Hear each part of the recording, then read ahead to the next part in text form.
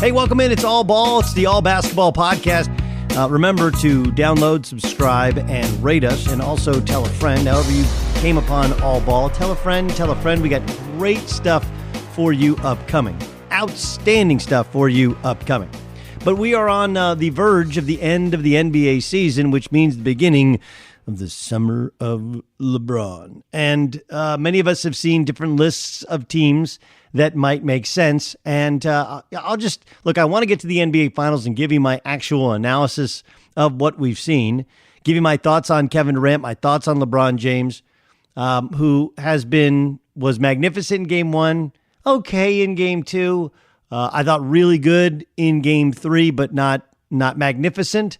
And he's still down 3-0, what that means for the Michael Jordan comparison, what that means for the best player in basketball comparison, what that means for the future of the Cavs and other teams, and if we're in fact going to have a series.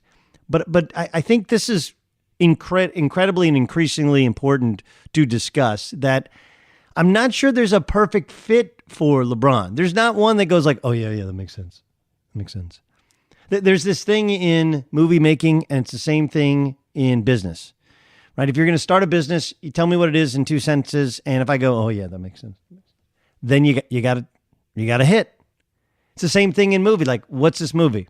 It's this, it's this, it's this. Maybe 3 sentences, you're like, oh yeah, that's a hit. And then it comes down to, obviously, how well shot it is. Do the actors become the roles that they play? The timing of the movie being released. But you tell me like, oh, that makes sense. When you look around the NBA, tell me where it makes sense. Does Houston make sense? Sort of.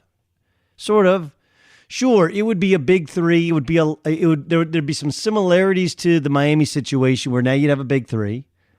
My issue with it is, like, look, LeBron can say all these things about, well, phase 2, he's willing to play without the basketball, but phase 1 has been, 30 years. So it's a really difficult thing to do.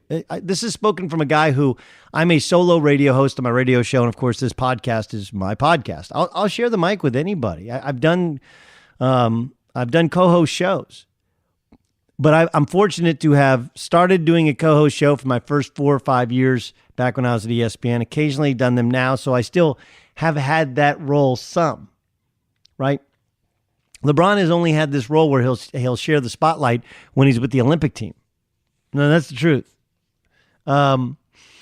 So, and we're talking about, 2 times really in his life. Otherwise, he's essentially the point guard. He's the alpha. Everybody plays off of him.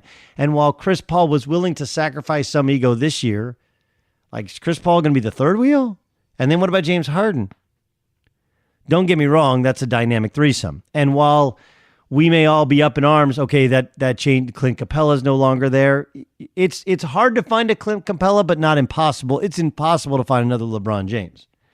What happens with Trevor Ariza, Eric Gordon gone? Like, they got to move all those other parts that made Houston kind of cool and spread the court for these guys. On the other hand, kind of like you seen with the Warriors, you got 3 dudes, man, that's hard to beat.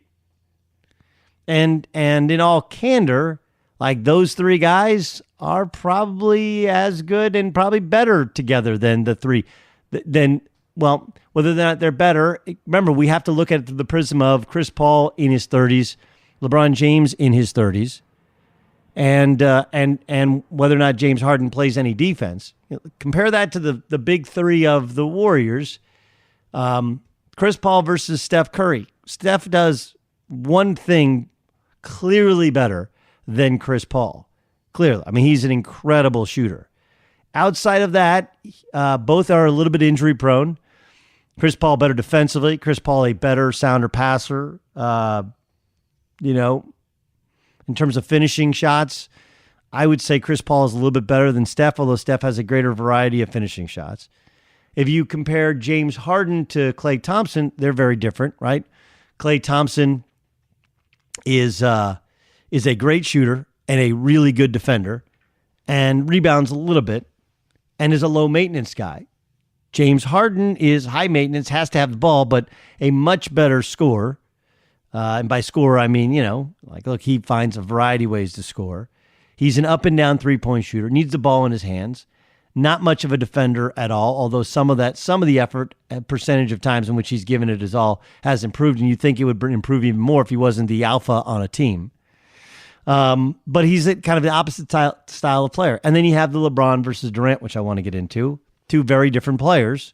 LeBron's power, LeBron's ability to see the floor, to guard multiple positions, but let's not underestimate what Kevin Durant can be defensively and Kevin Durant's shooting. There's some similarities there to other positions. And then it would be what you're able to put around them. Who's willing to take pennies on the dollar in order to play with them? I think the whole thing would be fascinating. But I don't, nor have I ever gotten the sense that Mike D'Antoni's the type of coach that would be a perfect fit for LeBron, nor does Houston feel like a perfect fit for LeBron's persona. On the other hand, look, he's in Cleveland now. He was in Miami before, and however glamorous you think Miami is as an international city, like Miami's not, it's not New York. It's not L.A. It's not Chicago. So Houston doesn't feel perfect. It feels like the best of the big three options. L.A. gives you all the things L.A. gives you. The possibility of Paul George coming with you. And remember, wherever he's gone, he's brought another all-star with him. When he went to Miami, Chris Bosh came with him. They met with Dwayne Wade. Eventually, they brought in Ray Allen.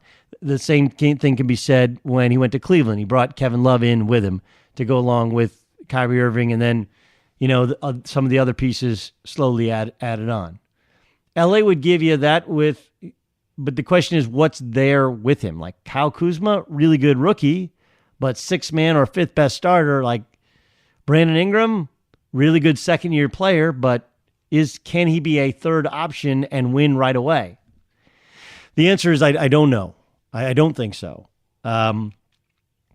But it is LA, and the Lakers have figured it out, and I think we would all agree that Golden State, at least this group, has kind of peaked, and it's a shell of its former self, and they're going to have some reworking to do.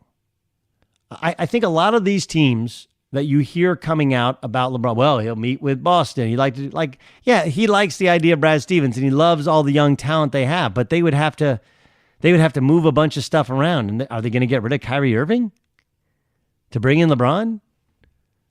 Maybe. Danny Ainge is a savage like that. Maybe. That would be the ultimate respect for what Boston has done, what Boston has built. And remember, LeBron has pointed out in years in the past, like how well coached he thinks the Boston Celtics are. The Knicks make some sense. They just do. The Knicks make a lot of sense because David Fizdale's his guy. It's New York, and LeBron did something that all of us thought was impossible 15 years ago, which is win in Cleveland. No one for the last 50 years has been able to win the whole thing in New York. Porzingis coming back, the assumption is he'd be able to add another star and go from there. Philly, again, is he going to play without the basketball? Does he want to play in Philadelphia? They don't have a leadership. Are they going to hire David Griffin? Does that get it done? I don't know. I kind of think you're hearing all these teams being thrown out there because there is no idea that goes like, oh yeah, that makes sense. That makes sense. And with the void of a team that makes sense, you're left with, well, maybe he'll meet with Golden State. Maybe he'll meet with the Knicks. And maybe he'll meet with the Boston Celtics. And maybe it's Houston. Maybe it's LA. Maybe it's the LA Clippers. Maybe he stays in Cleveland. He could stay in Cleveland. He got it done this year. Granted, it helped that Boston was injured. Granted, it's helped that Washington still, that matchup against Washington still hasn't ever come to fruition. He went through Toronto, who he owns. He survived a young squad. Honestly, Portland makes a ton of sense on paper, but who goes to Portland as a free agent? Portland's a place where people leave as a free agent, right? Crazy. So I wish I could give you, I just talked to two NBA coaches. I wish I could tell you definitively where he's going. But I feel like LeBron James is trying to create some sort of leverage wherever he goes. Like the San Antonio thing. I've heard Chris Broussard talk about that. We do understand that if you go to San Antonio, that you're going to have to check your ego at the door, right? That's not a LeBron James thing. And though he may think he wants to be coached, does he? Maybe. That one would make a ton of sense in terms of if it's just a player, I want to go play for the best coach, the best franchise, and it would give him LaMarcus Aldridge, Kawhi Leonard, boy, that's pretty good. You put any guards. But DeJounte Murray's a non-shooting point guard. That usually doesn't work with LeBron. DeJounte Murray is a very good defensive player, seems to be smart, really good athlete, can't shoot. He's never played with a guy like that. He needs guys that can shoot to spread the floor so he can be LeBron. They're not used to playing with a ball stopper. He is. And people think that doesn't mean he's selfish. He's unselfish, but he likes to pass. He likes to have the pass that leads to the assist, whereas, San Antonio is in that they've had great ball movement the last, 7 or 8 years. They're one of the first ones to really emphasize turning the ball over side to side, using pick and roll, replace, hitting the three-point shot.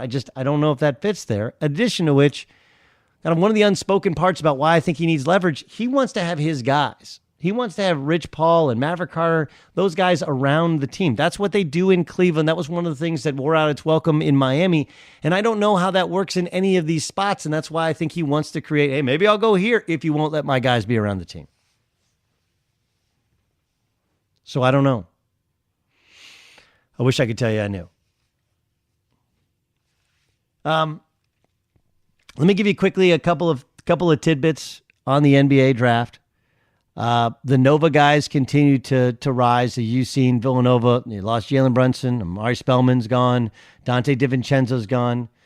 Don't be surprised if this is a team with 4 guys taken somewhere between mid first. Mikal Bridges, of course, is probably going to be a lottery pick. That's 4 guys I just named right there that are going to go in the first to early second round. Bridges will go the highest. Brunson probably goes second round because he's seen as kind of a solid, steady backup more than a starter. Spellman has a ton of upside, and of course he lost a bunch of weight at Nova. He still needs to change and evolve with his body, but everybody likes him. And then Dante DiVincenzo, I guess he'll be a first-round pick, which is stunning considering he didn't start for them. Freak athlete, not a great ball handler, not a good passer. Wheel guard is tough. Probably always an off-the-bench guy. I think he'll be a little bit overdrafted. Overdrafted meaning going probably 5, 10 spots too high because everyone loves Nova's culture. And that's what you're looking for if you can't find a superstar, and there's not a ton of superstars in this draft. It's also interesting to me that Marvin Bagley is skyrocketing back up to number 2 and probably not going to go number 1. I have him as my number 1 prospect. The days it's funny, I was just talking to an NBA head coach, and he was talking to me about his center and about how his center wants the basketball down the low post. And he's like, look, we tracked it. He shoots 44% on post-up shots. The game is so physical down there that, with the exception of LeBron, KD maybe on a fadeaway, or using those guys as passers, the old days of backing a guy down and shooting over the top of him, those are like gone. They just are. And yet here we are. We're going to do it again with DeAndre Ayton, who can face up and shoot, is really, really active, can block shots, but he's not a true shot blocker. He's not a true pick and roll, run to the rim guy. So I'm fascinated. I think I still would take Bagley, but Bagley, like all of a sudden people are like, well, you know what? Marvin Bagley's awesome. Like, I know he's awesome. Feels like he'd still be a steal even at number 2. And how many? Now we've seen number 2s like Kevin Durant hit. We've seen number 2s, be massive swings and misses as well. But the Nova guys continue to rise. Mitchell Robinson, of course, is a high school guy, was supposed to go to Western Kentucky. I've heard that he's a guy who there's some off-the-court stuff, some baggage, a lot of immaturity, but he's your classic 2018 center. Heard good things about him. And I've heard great things about Grayson Allen, talking to several NBA people, that, yeah, there's some immaturity there in college, and they don't think he'll be a star, but he's tough. He can make shots. He's a better-than-you-think athlete. He knows who he is. He knows what he does. And whereas in the past, a wing who doesn't necessarily create his own shot, and he's not a lights-out, knockdown J.J. Redick shooter, you stay away from. The difference is now the way teams are playing. With the right team where you have a non-traditional, no longer true point guard, your best scorer coming down off a ball screen, creating shots for others, he'll be able to play a long time in the NBA. So the Duke guys are doing well. The Nova guys are doing well. The Kansas guys, Svi Mykhailiuk, has done really well in workouts, more so than Devontae Graham. Mykhailiuk can really shoot, stretch the floor, and all the Kansas guys guard. Good culture guys. So there's a little bit of your draft update. We'll get way more into it on next week's edition of All Ball. All right, now here's what I've seen with the NBA Finals, and we'll get to some of these interviews. I think it's going to be a misremembered NBA Finals. I really do. If the Cavs are swept by the Warriors, people are going to say, Warriors are just so much better. And maybe historically, they will be. It should be pointed out, Kevin Love is going to be in the Naismith Memorial Hall of Fame. Wrap your head around that, okay? One NBA championship, perennial All-Star. He's going to be in that. He's going to have ridiculous numbers. He's going to be a Hall of Famer. So you have 2 Hall of Famers against 3. I guess Clay will be one. I'm not totally sold that Draymond will be one. The text of this series, Draymond can't make shots. They play without Iguodala for 2 of the games. Steph, with the exception of the fourth quarter in Game 2, wasn't good in Game 2. Shot a low percentage in Game 2 until the fourth quarter and couldn't make a shot with the exception of the one wide open one, had the beautiful pass to Draymond. Steph hasn't been great. Kevin Durant has been steady in Game 2, okay in Game 1, great in Game 3. Great. But, the Cavs could have stolen Game 1. Game 2 was at least competitive, and Game 3, the Cavs could have won that game as well. These are winnable games. And while the Warriors do have just 3 better shot makers than any 3 of the Cavs have plenty of guys that can make shots, have made shots in the NBA. I don't think it's a great look for LeBron, the breaking down and the I don't know if it's exhaustion or the fact he's just worn out when J.R. Smith blew it at the end of regulation and George Hill missed a free throw and Ty Lue didn't call timeout. But you would have liked to see, if there's 3 things you could do as a superstar when that happens. 1 is what he did. 2 is just crush JR. What the F are you doing? Almost get confrontational, challenge him as man, challenge the coaching staff. The third thing you could have done, and you would have liked to seen is, hey man, next play. It's called a next play mentality. And many of you who listen to this are basketball players or basketball coaches. I struggle with the next play mentality, or at least internally I would have. But externally, yeah, man, that's what you do. You saw Kyle Korver, hey, trying to get it. No one else did. They're all scared of him and LeBron, and you react to LeBron. And when LeBron is not in next play mode, when he's in shutdown mode, they were done. That's not the greatest look in the world. And that continued on in terms of Game 3. I understand that he was trying to not be exhausted at Game 3. I fully get that, they're switching defensively and, I thought Kevin Love actually did a pretty good job. I thought Rodney Hood did a pretty good job. But you're LeBron James. You're the one guy who can be super physical with Kevin Durant going one-on-one and not get called for a foul because you're LeBron James. The same things you're able to get away with, forcing the contact and forcing the issue offensively, you can do that same thing defensively as well.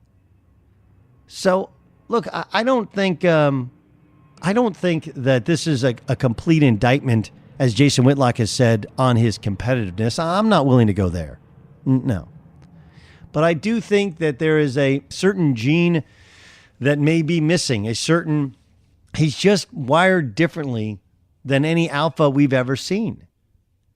And if we're truly going to tell the tale of LeBron James, sure, we're okay saying that JR, he had his greatest playoff finals performance ever when he had 51.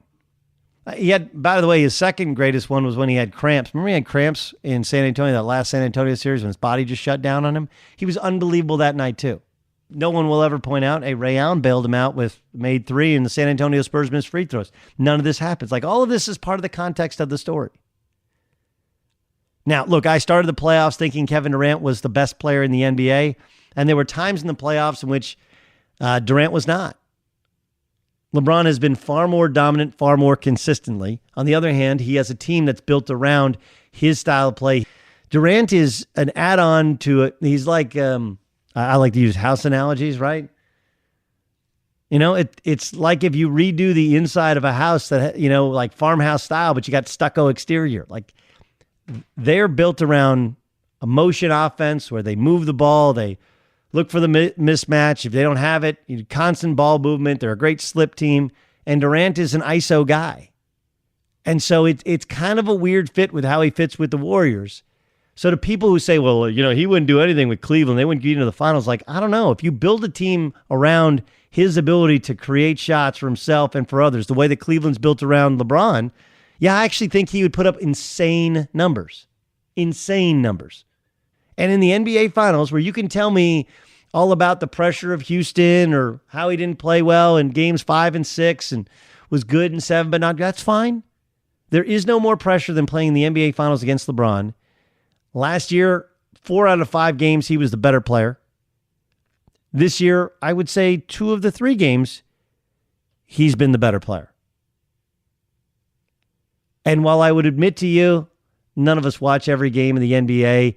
LeBron has had a better career, has been a better player, and he has been more dominant in the NBA playoffs, has been the better player for most of the NBA playoffs. When people shut down on a conversation, even when the 2 great players are on the same floor and you can evaluate them both at the same time, that's when I struggle to have a conversation with you. You can still think LeBron's better, and I may have moved more to that side of agreeing with you some. But just people, the problem with these debates, the Jordan debate, the LeBron debate, the Durant debate, whatever is, guys get dug in and they can't, their conversation never evolves. They never see anybody else's. So let me help you on one. One of the things used against Michael Jordan, which is really laughable to me, is, well, Michael Jordan got swept twice. So LeBron's never been swept. And then, of course, the Jordan fans say, well, Michael Jordan never lost in the NBA Finals. LeBron James has lost a bunch of time in the finals. Should be pointed out that Jerry West, who's one of the, if not the greatest, one of the greatest shooting guards in the history of the league, and I know that technically Michael Jordan is a shooting guard. I'm very different from, look, Jerry West was 1-8 in the NBA Finals. He's the logo of the league. Do I think he's the greatest player ever? No. But he was he's the only guy to be the NBA Finals MVP and his team not win it. So he's obviously viewed as one of the top 10 players in the history of the league, and he's 1-8 in the finals. So it's not all one guy. It's not. But if you think that Jordan getting swept twice is a legitimate discussion for who's the greater all-time player, I'll give you LeBron James is down 3-0. Both of the sweeps that Jordan had were at the hand of the Boston Celtics, who at that point in time were made up of 3 or 4 Hall of Famers, right? Ken McHale, Larry Bird, Robert Parrish, Dennis Johnson, Bill Walton on one of those teams, Danny Ainge. It goes on and on. Incredible teams. And those were terrible teams this is how bad the Bulls, Jordan's second year in the league, they won 30 games. Now, he missed most of the year with a foot injury, and he came back. So they were obviously better than the 30-win team, but they were a 30-win team for a reason without him. Jordan had 63 in Game 2. That game was played in Boston Garden. They lost in a best-of-5 series, 3-0. This is a 7-game series. Right now, LeBron is down 3-0. I told you I thought Durant was better in Game 3, but I thought LeBron was really, really good. Really good. It was just Durant was otherworldly and LeBron was really, really good. So it wasn't night and day. Durant was super efficient in Game 2, 10 of 14. LeBron obviously had lost some of his zip because of how much he spent. He was great in Game 1. And my point is this, that if getting swept 3-0 twice by a historically great team when you play on a crummy team is your argument, then you have to make the same argument that basically they've been swept 3-0 and that somehow LeBron hasn't played well. He has played great. And they're still down 3-0. Sometimes you go against a better team. Sometimes things go crazy. Sometimes the guy hits a shot. Sometimes A.smith forgets time and score after George Hill, an 80% free throw shooter, chokes a free throw. It's a really bad argument. Don't make it because it's a house of cards. It just fell down. All right, let's get you to some of the interviews here on All Ball.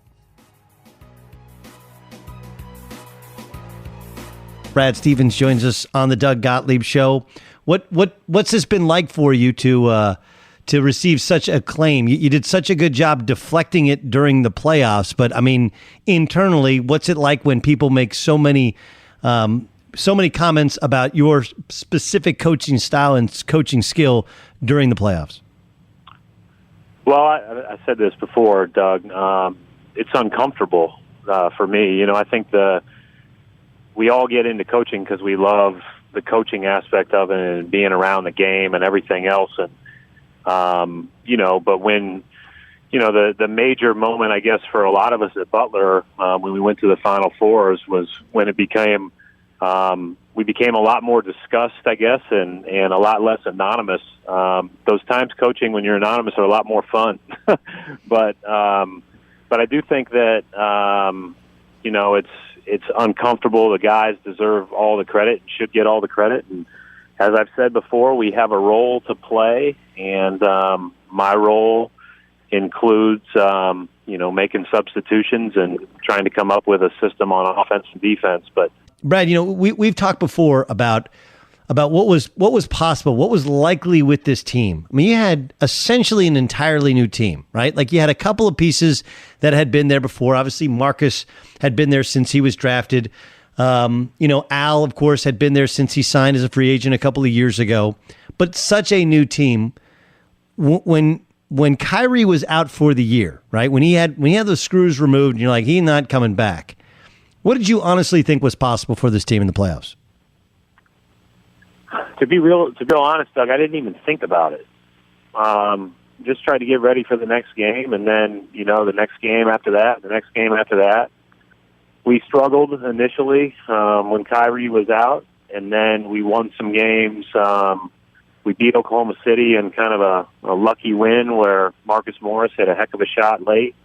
In a game we came back. And then we went on the road and beat one at Portland, and then back-ended that road trip with a win at Utah where we didn't have Horford, and it just kind of was like, you know what, maybe maybe we can figure out a way to be a little bit better, and everybody's excited about these roles that they're getting a chance to play, and everything else that goes along with it. So I didn't really ever think about what we could do, what we couldn't do. And, you know, like, quite frankly, I think we're all sitting here, you know, wishing that we would have done more. Like, you know, at the end of the day, we had a great opportunity to be playing in the NBA Finals, and we came up short. You're up 12 in the second quarter, and I thought, like, I understand that some of what you allowed guys to get away with, you had to, based upon, I mean, like, look, you got to let Marcus be Marcus because he gives you so many other things. Terry Rozier, especially at home, you got to let him take a couple of shots. I wouldn't normally, but he gives you so much, you know, he gives you so much and plays with so much confidence. But you're up 12, and it felt like your shot selection wasn't great, and you gave up you had done such a good job transition defense, and you gave up a couple of layups. I felt like they were close. Cleveland was close to shutting it down. That you had them, you kind of had your foot on their throat, and you couldn't step on them. Was that the feeling you had? Well, I felt like we didn't convert. I thought the shot selection in the second quarter was really good. I thought we went through a period in the third where, you know, we could probably have a couple of those back. And then I thought that we got pretty good shots, you know, late, or really throughout the whole fourth until maybe the last minute and a half or so, when they took a 5 and ultimately a 7-point lead. But, you know, at that time, you know, one of our great strengths as a team was we've got such competitive guys that sometimes that's part of it, you know. But I felt good about it. And we rode those guys making those shots the whole way there. And I believe in them greatly that if we're lucky enough to be in that position again, then we'll make them the next time. But when you lose Game 7 to go to the NBA Finals, you comb through everything and you try to figure out everything that you could have done different. And, you know, like any other game, there's always stuff. But ultimately, I felt like our shot selection overall in that game was pretty good. And obviously, we defended terrific, and we were really consistent with that for most of that series. If you said you combed through things, what'd you find in your own kind of self-evaluation that you would have personally done differently? Well, I think that second quarter just, you know, that was the point in time where if that thing gets to 18 or 20, it's a different, you know, I think it's a different feel than letting it get back to 9, 6, 3. And, you know, those timeouts are so important to have late, and you get one extra one. You know, most people probably don't know this, but you you basically get one extra one that's not part of a TV timeout up until the 45-minute mark of the game. So with 3 minutes left, and be able to take two into the final 2 minutes. And obviously, in any close game, you want to have two in those final 2 minutes. And so you've got to be very judicious with when to take it. I probably would go back and take it in that stretch, my extra one, because I think that stretch could have been really, really helpful for us. But as I went back and watched the shots, I felt pretty good about it. But that's just part of it, and I think you kind of comb through and go through again, when could we have made the most impact on a possession to kind of stem the tide of their runs? And, we just didn't do quite enough. They made a ton of plays, and I think that ultimately, again, it was too bad because we guarded so well. It's interesting, how stories are going to be told. I've told people all week long that the story of this final series, if it ends up in a sweep tonight, we're going to look back historically and say, well, it was a sweep. But the truth is, the Cavs probably should have won game one, could have won game three, and game two was, in fact, competitive. It's interesting because I'm not sure if the story of your run in the NBA playoffs is going to be accurately told, right? That you were up 12 and that you missed a bunch of shots that, normally you would make a ton of, well, I think it was like 13 open 3-point shots that you guys missed. How should we, as sports broadcasters, as analysts, how should we tell the stories of games so that people can understand that the narrative maybe doesn't fit the actual game? It's a great question. That's why you're way more qualified to do that than I am. I'm not into the storytelling. I'm just into trying to figure out how to coach the next day as well as we can. I mean, and I think I think it's important as players and coaches not to get caught up in that. I think you try to do your job as well as you can as a coach. You try to play as well as you can as a player. You put everything out there. You lay everything on the line. Our guys did that. And we didn't make enough plays as players and coaches to get to where we wanted to go. And however people want to frame a story, they can frame a story. But at the end of the day, we had a chance because of the effort of those young players that we had and great leadership from Al and Baines and Marcus Morris and some of our older players, and they put us in position to have a chance. And that's what stings the most, I think, when you're not able to get over the hump. I got about a minute left. Last year, right before the Kyrie deal, you told me you were pretty confident that that was the team that was going to play this season. And of course, there's a huge deal done. Did you know at the time, or was it a surprise even to you? No, not even. When I told you that, I meant that. I mean, that was something that seemed really far-fetched and not. I didn't think at that time that would ever materialize, and I certainly didn't think all of the pieces that were in the trade were going to be in the trade. It's just a it's a great reminder to me as a coach how quickly things can change. And we were really lucky with only 4 guys back from last year's team, to have the group that we did, because I thought they really came together quickly, and again gave us a chance to be good. But no. I thought we were done making big moves, 14, 16, 18 months ago. And now, obviously we looked like a different team, on September 1st than we did on July 1st of last year. And, I think you just stay on your toes as a coach and get ready to coach. Hey, man, listen, it was an incredible run. It was fantastic to watch. I can't wait to see you guys at full strength next year. We'll see what Danny pulls off this offseason. In the meantime, enjoy your time with your family, and we look forward to catching up real soon. All right, see you, Doug. Take care. Brad Stevens, head coach of the Boston Celtics. Thanks so much for listening to All Ball. I hope you enjoy the NBA Finals. I hope you enjoyed everything we brought you. Make sure you subscribe, you download, you rate, and you stick with us, because we're going to continue to get you ready for the NBA draft. We're going to have off-season stuff for college basketball. I got some high school stuff for you. I got a bunch of NBA, and of course NBA free agent movement. We'll have NBA players, we'll have NBA coaches, we'll have NBA front office people.